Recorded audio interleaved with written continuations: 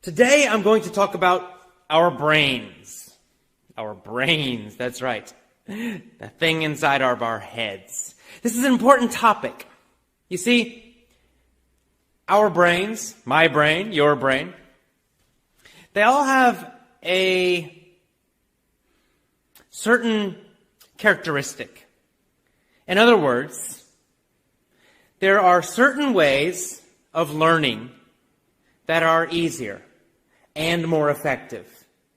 And there are certain ways of learning that are more difficult and less effective.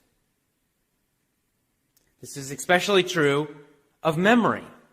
There are certain ways of remembering things that your brain likes, that are easy for your brain, and therefore more powerful, more effective. And then there are other ways of trying to remember things which are less effective.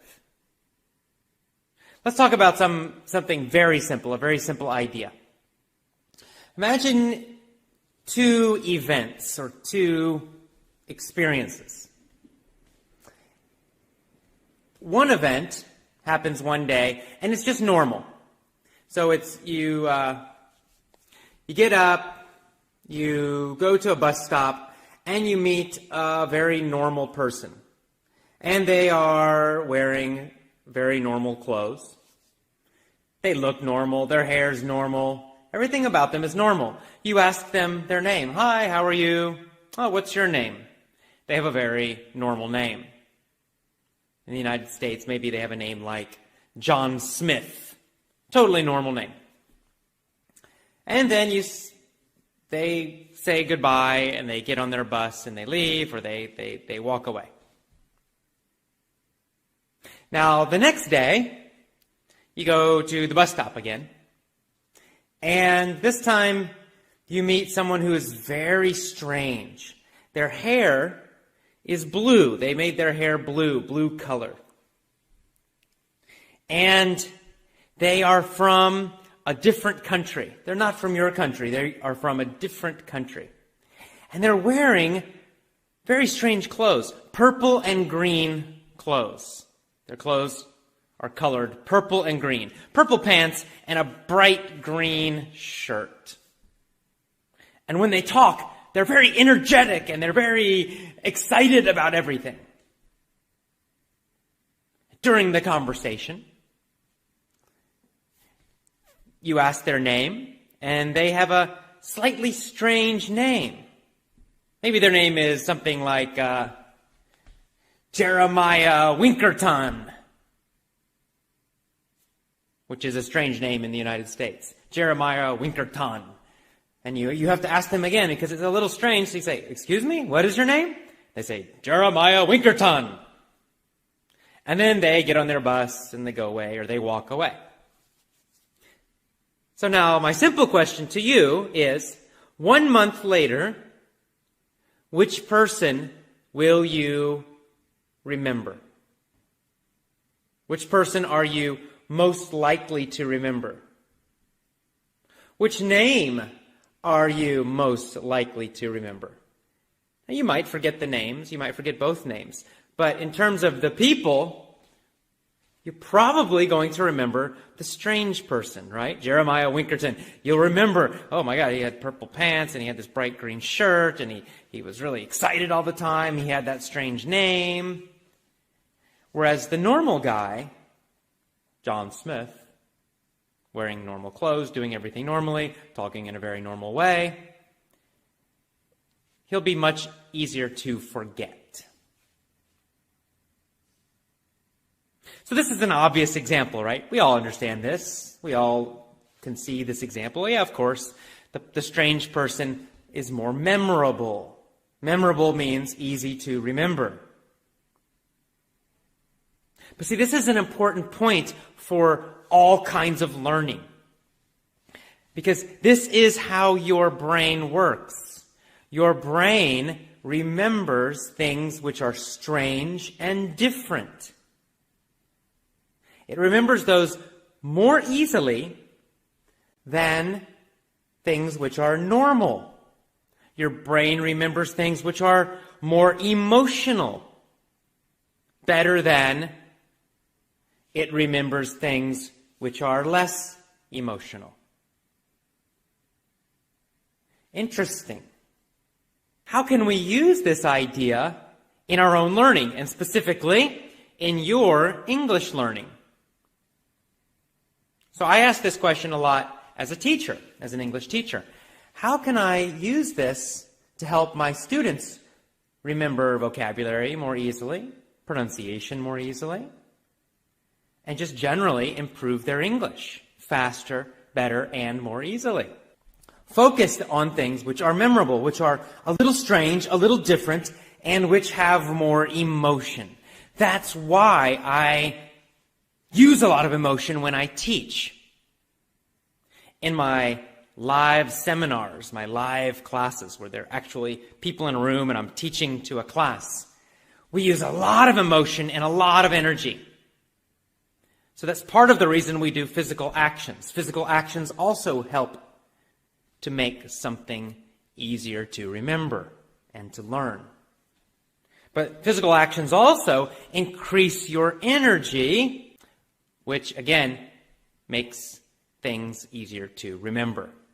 And especially it's because we're using a lot of emotion in our classes too. So when I tell strange stories, I'm doing that because it will help you remember more easily. The stories are strange because strange is easier to remember than normal. See, in the stories, I could tell you a normal story. When I'm using my mini stories, for example, I use a mini story every month. And the mini stories really help a lot with grammar especially, but they also teach vocabulary. Now, I could just tell a totally normal story, like a lot of textbooks do, right?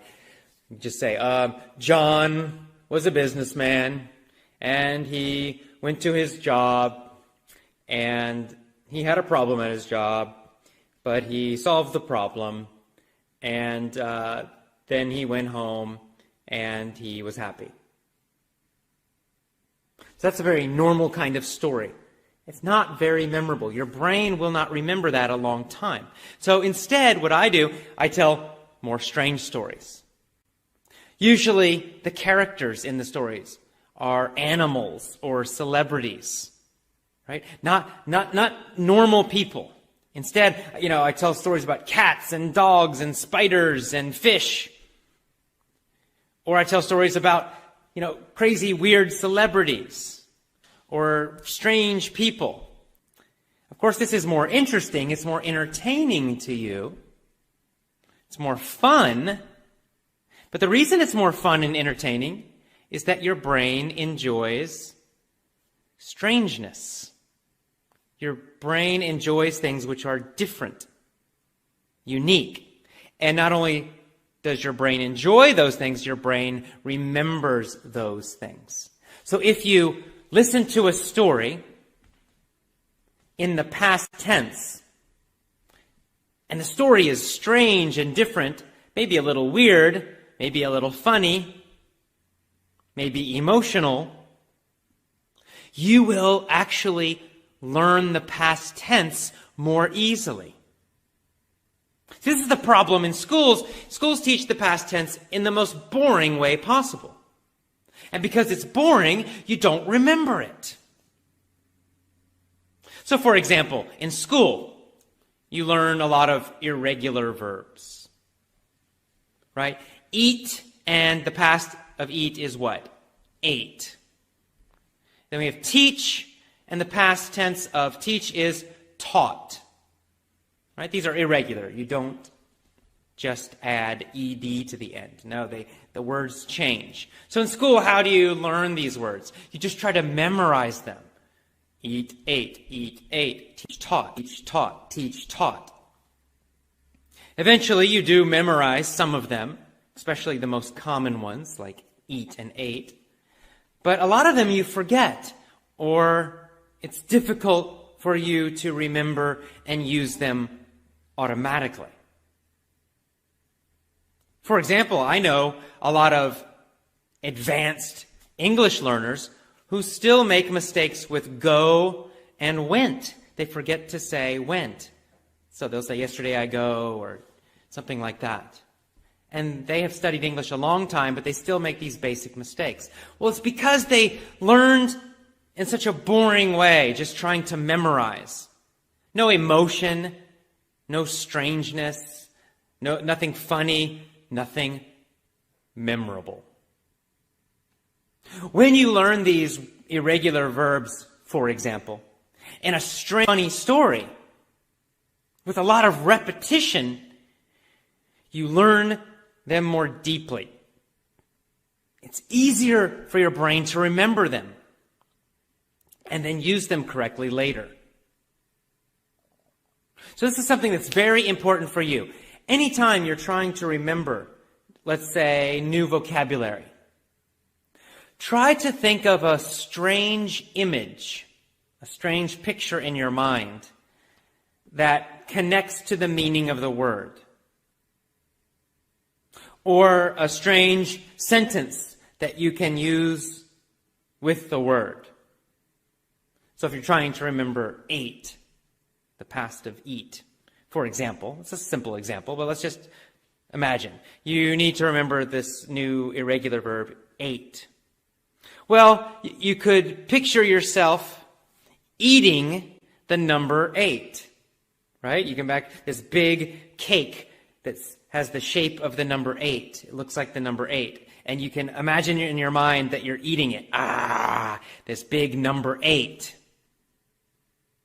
And then in your notes, you could write down, I ate the number 8.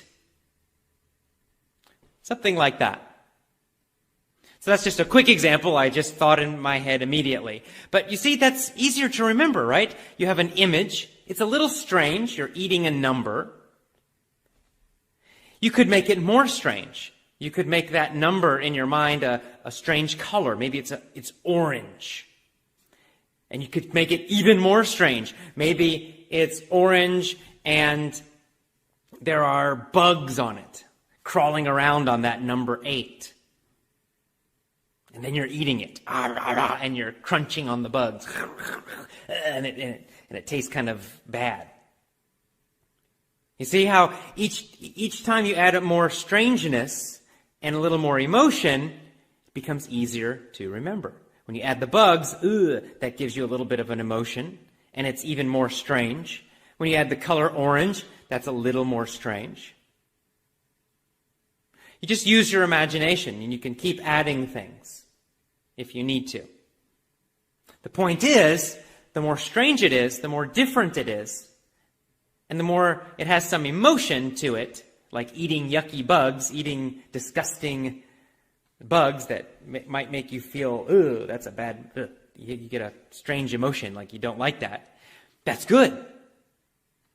You see, all of those things make this easier to remember. And so you're more likely to remember that the past of eat is ate.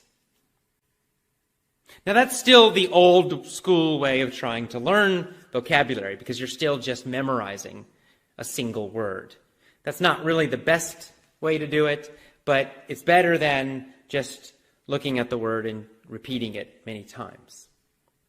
A much better way is to learn that word in a strange story, in a strange situation, in a funny situation, or maybe in an emotional situation, such as our mini stories, something like that.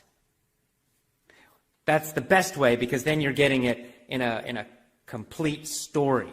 So you understand how it's used, and you have a whole lot of different details from the story that will help you remember. So you'll remember it much, much faster.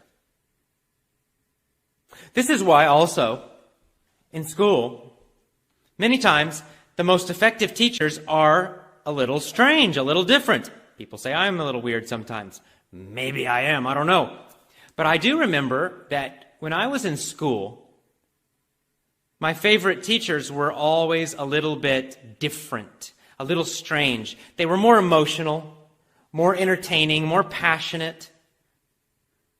Sometimes they had a little bit strange methods.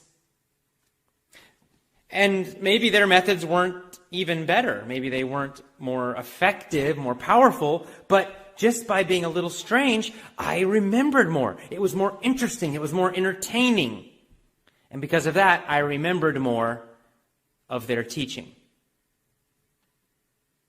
On the other hand, we all know that most teachers can be quite boring, right? They're all trying to be normal. So they do the exact same thing.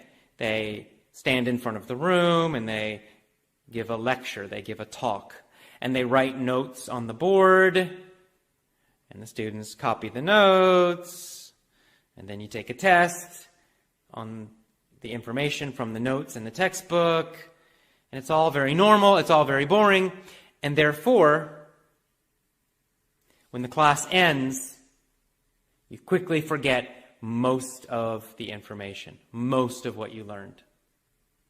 So, the point of today's podcast is this.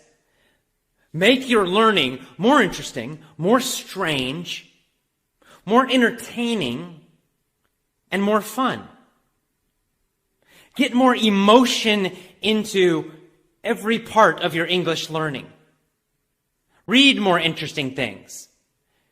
It's better to read a strange, interesting storybook than to read a boring textbook. You will remember and learn more from the storybook than you will from the textbook. Because it's strange, because it's interesting. You can also find stories and audios about topics that are very, very interesting to you, your hobbies, your interests. And find English teachers who are interesting, strange, fun, and emotional. Or English conversation partners. If you're looking for a conversation partner online or in your town, don't pick somebody who's just normal and boring, because you won't remember what you learned from them. You won't remember your conversations with them. Pick someone who's different, energetic, strange, interesting, creative, fun to you. Those are the best kinds of